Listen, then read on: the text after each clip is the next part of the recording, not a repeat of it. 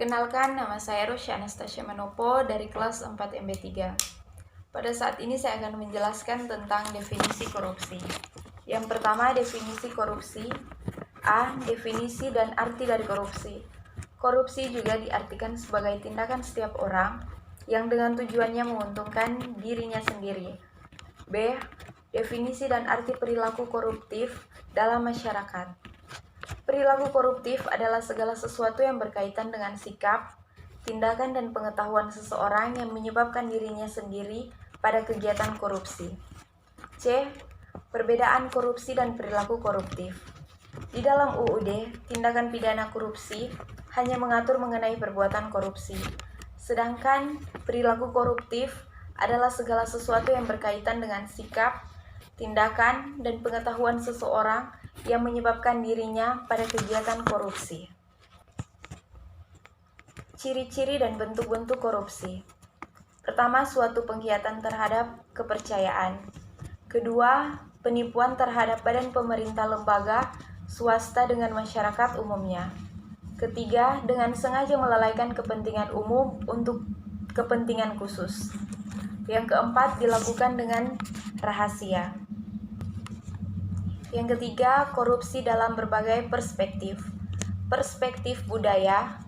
Perspektif budaya mengandung komunikasi sebagai sebuah proses inti di mana budaya tersebut dibentuk dan ditransformasikan, dalam hal ini dalam sebuah organisasi.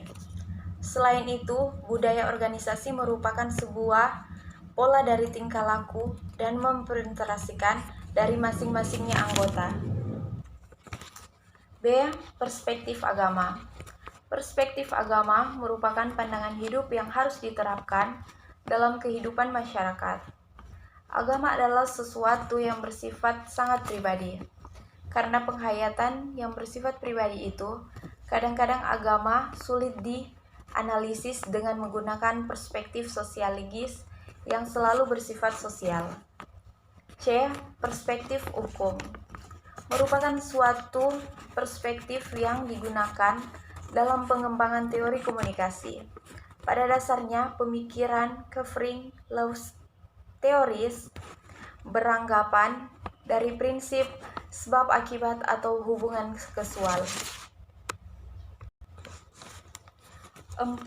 Sejarah korupsi. A. Perkembangan korupsi dalam sejarah Indonesia.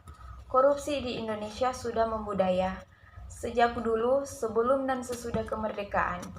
Di era Orde Lama, Orde Baru, berkelanjutan hingga era reformasi. Berbagai upaya telah dilakukan untuk memberantas korupsi. Namun, hasilnya masih jauh panggung dari apa yang ada. B. Perkembangan pemberantasan korupsi di Indonesia. Korupsi merupakan masalah yang dialami oleh setiap negara yang ada di dunia. Dampak dari tindakan korupsi yang sangat merugikan negara mendorong pemerintah untuk melakukan berbagai upaya dalam mengatasi masalah korupsi. Indonesia merupakan negara yang sudah sejak lama penyebab dari tindakan korupsi yang ada di Indonesia diantaranya adalah adanya monopoli, kekuasaan yang dilakukan oleh orang yang memiliki jabatan maupun wewenang.